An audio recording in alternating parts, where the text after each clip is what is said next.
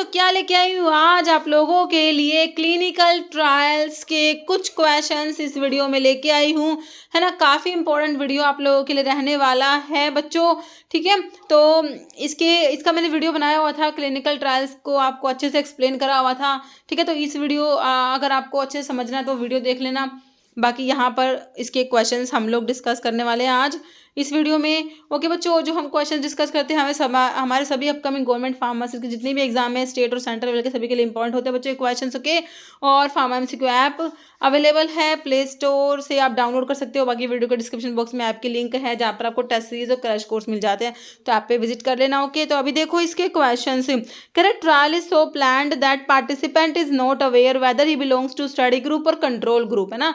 तो इसे क्या कहेंगे, है ना।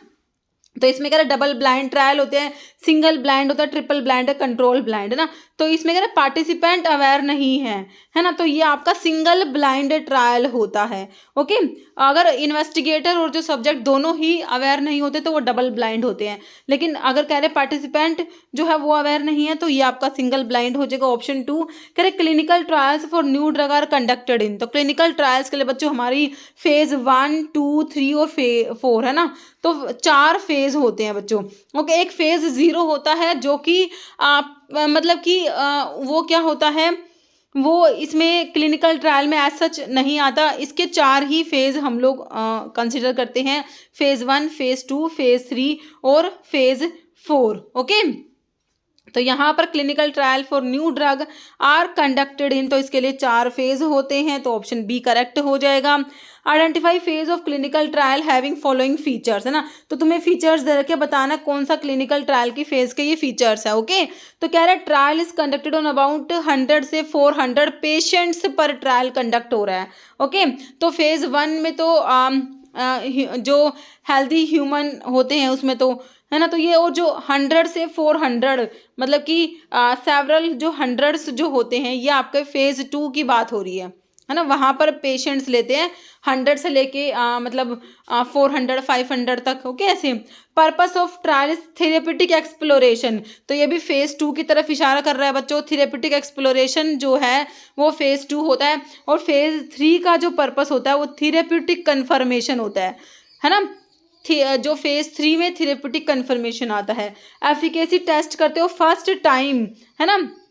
एफिकेसी टेस्ट करते हैं हम फेज 2 में, और एफिकेसी कंफर्म हो जाती है हमें फेज 3 में जाके। Okay, completion of trial is followed by phase 3, है ना। तो फेज 2 के बाद ही फेज 3 आता है, फेज 2 कंप्लीट होने के बाद। तो सारे जो है इशारा कर रहे हैं फेज 2 के बारे में, जो कि तुम्हारा ऑप्शन बच्चों डी में दिया है, जो कि तुम्हारा करेक्ट आंसर हो जाएगा। फेज 2 की यहाँ पर बात करी गई है। ओके, अब कह रहे हैं 4th phase of clinical trial is conducted है। 4th फेज की बात हो रही है ना। फेज 1, 2, 3 के बाद जो है बच्चों new drug NDA new drug application file करा जाता है। उसके बाद आपका फेज 4, फेज 4 में ड्रग मार्केट में आ चुकी है बच्चों।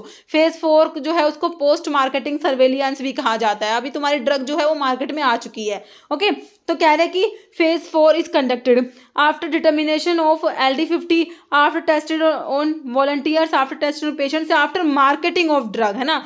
तो ड्रग की मार्केटिंग ऑप्शन डी हो जाएगा। ड्रग मार्केट में आ चुकी है बच्चों। फेज 3 के कंप्लीट करने के बाद NDA फाइल होता है। ड्रग अगर ये पास हो जाता है तो हमारा ड्रग मार्केट में आ जाता है, वो तुम्हारा फेज 4 होता है, post marketing surveillance. Okay, microdosing is directly given to a patient without pre clinical testing in which phase, है ना।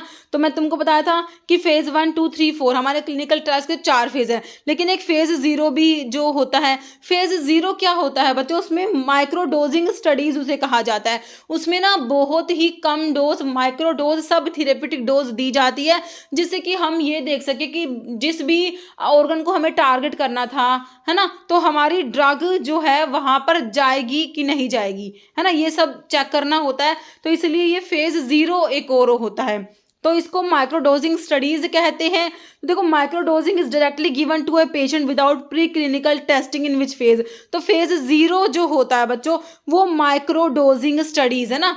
तो मतलब कि बहुत ही कम डोज 1/100th डोज दी जाती है। ओके, तो फेज 0 हो जाएगा। विच इज करेक्ट, अब कह रहे करेक्ट क्या है। फेज 4 कह रहे पोस्ट मार्केटिंग सर्वेलियंस करेक्ट है, फेज 4 में पोस्ट मार्केटिंग सर्वेलियंस आता है। फेज 0 माइक्रोडोजिंग स्टडीज, फेज 0 करेक्ट है। Phase 1 first in human dose है ना, तो ह्यूमंस में जो है फर्स्ट टाइम डोज दी जा रही है फेज 1 में, है ना। और फिर कह रहे फेज जो 3 है वो क्या है, मल्टीसेंट्रिक ट्रायल्स होता है। फेज 3 में हम लोग जो है बहुत सारे जो पेशेंट्स लेते हैं, तो वो मल्टीसेंट्रिक मतलब कि अलग अलग जगह से जो है पेशेंट्स लिए जाते हैं, अलग अलग हॉस्पिटल से, अलग अलग, है ना। तो ये मल्टीसेंट्रिक ट्रायल्स होता है फेज 3 वाला। तो यहाँ पर कह रहे हैं कौन सा करेक्ट है, हमारे सारी ही बातें करेक्ट है बच्चों, ऑल ऑफ दीज आ जाएगा। ओके, इसका जो है आंसर ऑप्शन ई होगा, ऑल ऑफ दीज हो जाएगा इसका। ओके, ये भी नहीं होगा।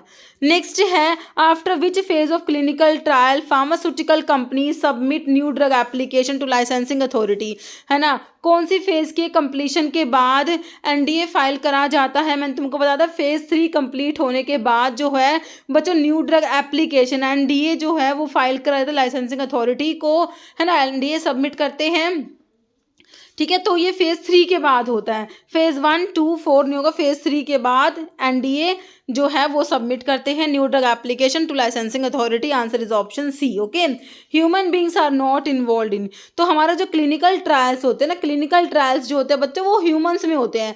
उससे पहले तुम्हारी जो ड्रग होती है उसकी स्टडीज एनिमल्स में होती है, उसे तुम प्री क्लिनिकल स्टडीज बोलते हो, जो कि एनिमल्स में स्टडीज, भाई हमारे जो भी कोई भी नया कंपाउंड कोई भी नई ड्रग बनानी है सबसे पहले एनिमल्स में ही स्टडी करी जाती है। रैबिट है ना, तो सबसे पहले एनिमल्स में स्टडीज होती है, तो उन्हें हम प्री क्लिनिकल स्टडीज करते हैं, है ना, कहते हैं। लेकिन जब हमारी स्टडीज ह्यूमंस में होगी तो उन्हें हम कहेंगे क्लिनिकल ट्रायल्स। तो human beings are not involve in, तो प्री क्लिनिकल ट्रायल्स जो होते हैं वो ह्यूमंस में नहीं होते, ओके, वो एनिमल्स में होते हैं। तो यहाँ पर ऑप्शन सी हो गया। ओके, फिर कह रहा है फेज 0 का मतलब क्या, तो फेज 0 में क्या बताया आपको, माइक्रोडोजिंग स्टडीज होती है ना।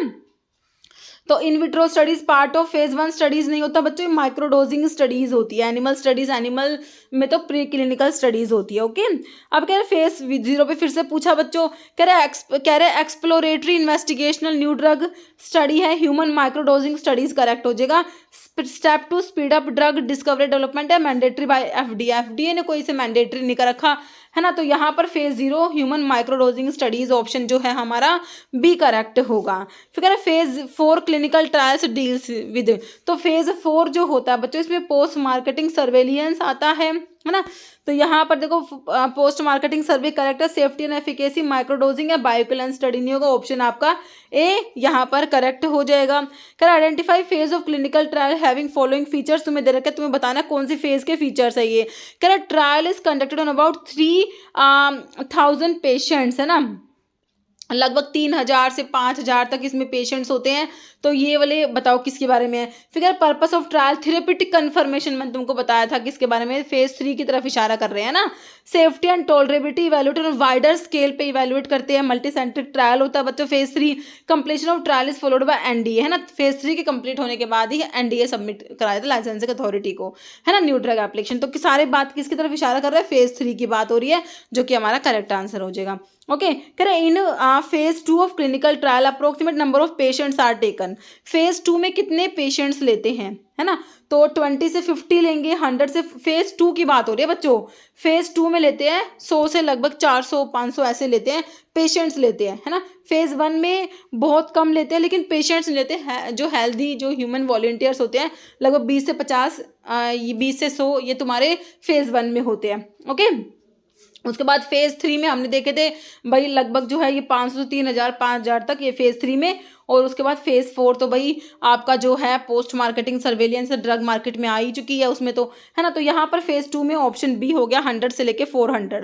ओके, कह रहे which one of the following statement regarding phase 2 clinical trial के बारे में करेक्ट है, फेज 2 के बारे में बताना बच्चों। फेज 2 कह रहे हैं phase 2 trials studies are called pivotal trials, phase 2 नहीं होते।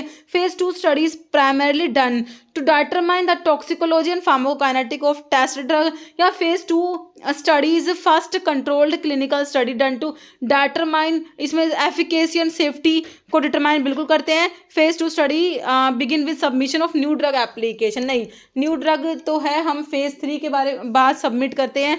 तो यहाँ पर जो है हमारा आंसर क्या है, option C, phase 2 study is a first controlled clinical study done to determine efficacy and safety in patients. Okay, तो ये ऑप्शन सी करेक्ट है। तो इतने क्वेश्चन थे बच्चों आज की वीडियो में। ओके, मिलते हैं नेक्स्ट वीडियो में। Okay, thank you so much.